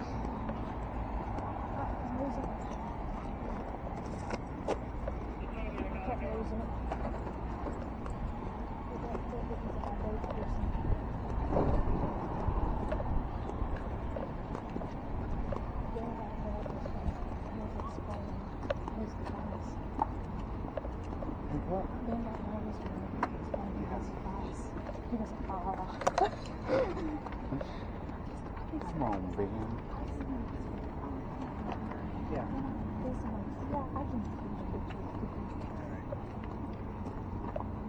So Stuart, if you wanted to start your recording here, you can. Fingers over the lens, just so you know. There you go. See, this is why we correct things before we start getting into all the crazy history. So, welcome to a parking lot. Congratulations, you made it. I know, right? Some people actually like, why the hell are we here?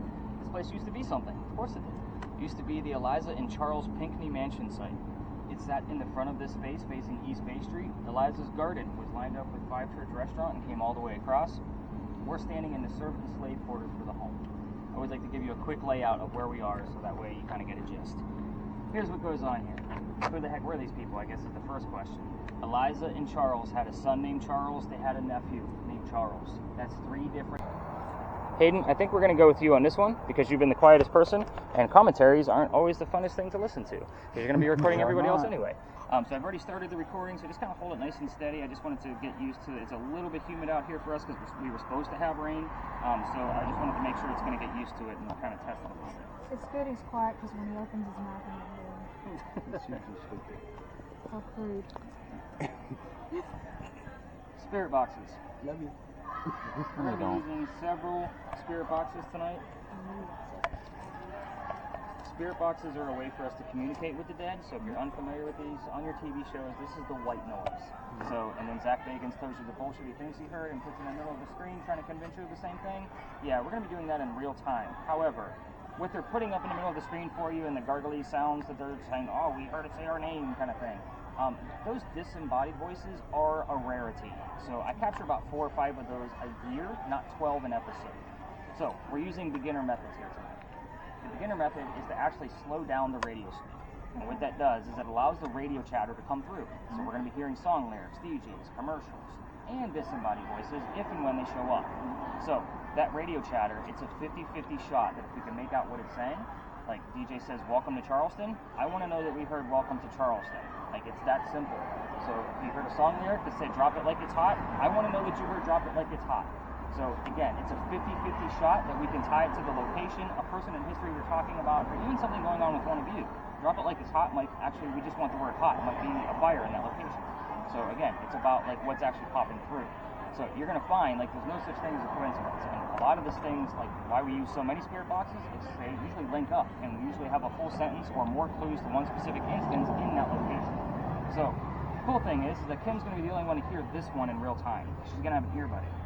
So it is recording. That's the cool thing. I'm going to be writing down whatever you hear in real time, but I'm also going to spot check this recording tomorrow morning. So for every 5 minutes, I listen to 1 minute. Whatever I find, I find. If it's relevant, I'll tell you why in your notes and then give you a link to be able to verify that specific piece of information. So again, it's not going to be coming from Wikipedia either, just so you guys know. Like, these are legit resources. So earwax is gross, so I don't want these back. You get to keep the earbuds. The volume button for you is the wheel at the top. Just making sure it's turned all the way down when I have to clean it off. So again, undo that twist tie and get used to it, and just turn up that volume and kind of get used to how that guy actually works. I used 2 of these, but this one's not going to record.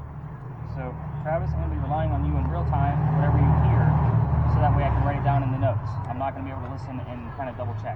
The reason why I do it this way is because if I were to give you 4 hours of radio sweeping, somebody's going to hunt me down and kill me, because that's a lot. So again, earwax is nasty. You get to keep those.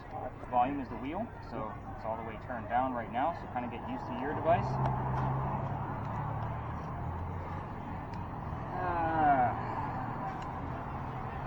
The next communication device is brand new to the market. They're not even showing these on the TV shows yet. It'll probably show up in the next seasons of whatever show you're watching right now.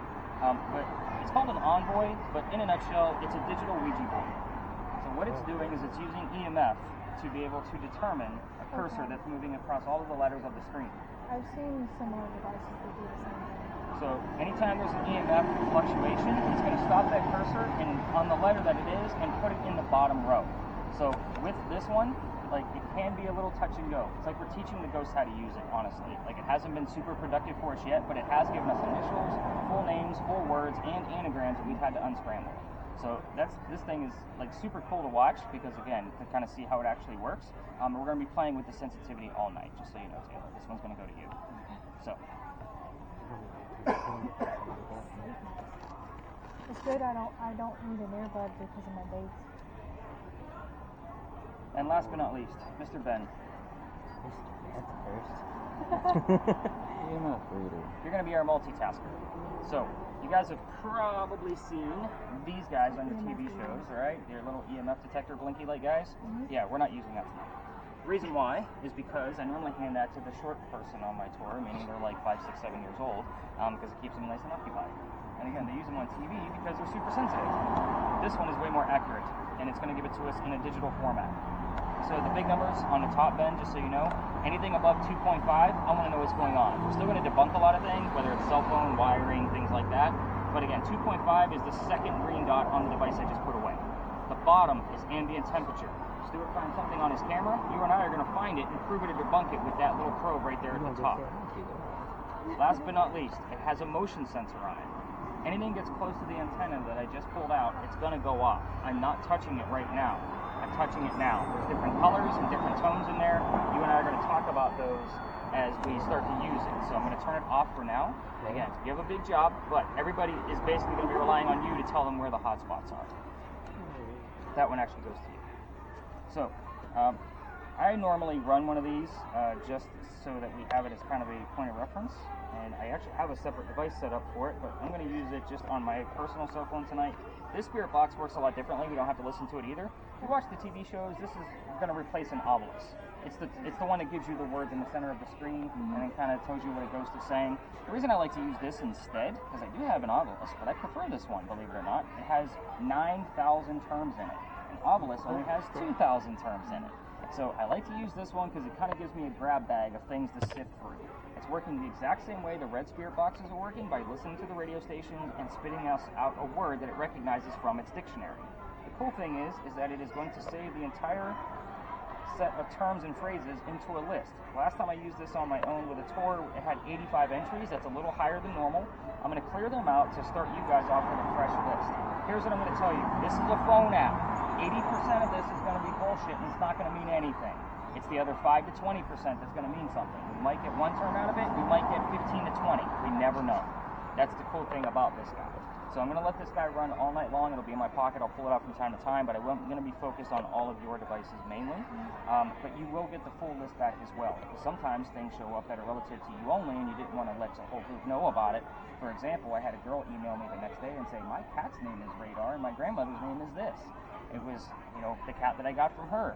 All three of those things were on the list consecutively. It said cat, Radar, and whatever her grandmother's name was. So I don't remember what it was because it was like a year ago. But I'm just giving you an example. So, Stuart, are you excited yet? Because I see that grin on your face. Like, yeah, this is a lot of gear, man. So, you got. Well, I'd start asking questions. Well, we got to get some histories first. Yeah. Before we I swear, it as plain as day said something like pick up on the script. Pick up on the script. I'll write that one down. But I do want to get started with why we're here at Big John's, and it didn't leak all the way out, so it must have just been the lid. So I just missed it in the way I bent down. Now I got a wet leg all night long. This is gonna be I'll never forget this tour ever. Just so you guys know, I have a wet leg. So. Yeah, he decided to pump through basically a swamp earlier. And then we slung sand at each other too. Yeah, it's been a good day. It was fun. Fair enough. It was fun. We're here for a reason. There's a reason why I put next to Big John's in your text message this morning is because I wanted you to remember that the name of this bar. This place used to be owned by a football player. His name was Big John Kennedy. He named it after himself. He played for the 1947 New York Giants. Whenever I'm giving you the history of a space or a building or wherever we're at, I'm going to do my best to slow down on keywords that are normally coming up through our spirit box communication devices that we normally see. Keywords here would be 47, New York, Giants, anything relative to a bar and the name John. This is a big Uber stop too, which is another reason why I pull this up in the morning, because then we'd be getting it 120 times. But anyway, back to Big John and why this place is haunted. John used to sit in the back of the bar, your right, my left. So he would sit back there and he would tell the bartender the cadets that were coming over from the Citadel if they were old enough to drink or not. One night, two guys came in and they weren't old enough to drink. So Big John had the bartender throw them out. They left pretty angry. They came back the next night and they tried to steal the cash register from the front of the bar. John saw what was going on. He slammed down his beer, goes over and just starts beating the hell out of this guy. He's just pounding him right to the floor. A couple of gunshots went off. John got grazed in the neck. The bullet landed behind him in the wall. He gets up after being the only one that's been shot, and he tells the bartender to get him another beer, get those two guys an ambulance. So, the irony of the story is that nobody died in that story. Normally, if I tell you a building is haunted, you automatically think of some kind of tragic death that occurred there, because that's what you're used to seeing on TV. What's haunting this place is the bullet hole.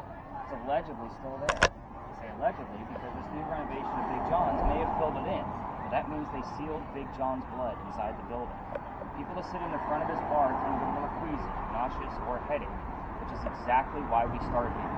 This is your heated warning. We're going to be seeking paranormal activity tonight.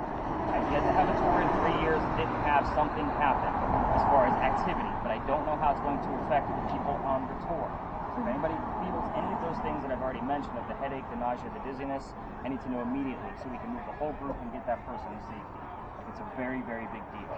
So again, that's probably the scariest thing I'm going to tell you all night long because it deals with your own health. So you guys actually look excited about that. So it's like, yeah, headaches. It's great. But with that, let's kind of get our minds off of our own health, because when I have moms on the tour, they look at me like, really? This is what we signed up for? And I'm like, yep, this is what you signed up for. So we had a big earthquake here in 1886. So if you haven't taken any kind of history tour in Charleston before, we all talk about it, but this is allegedly where the first death occurred from that earthquake.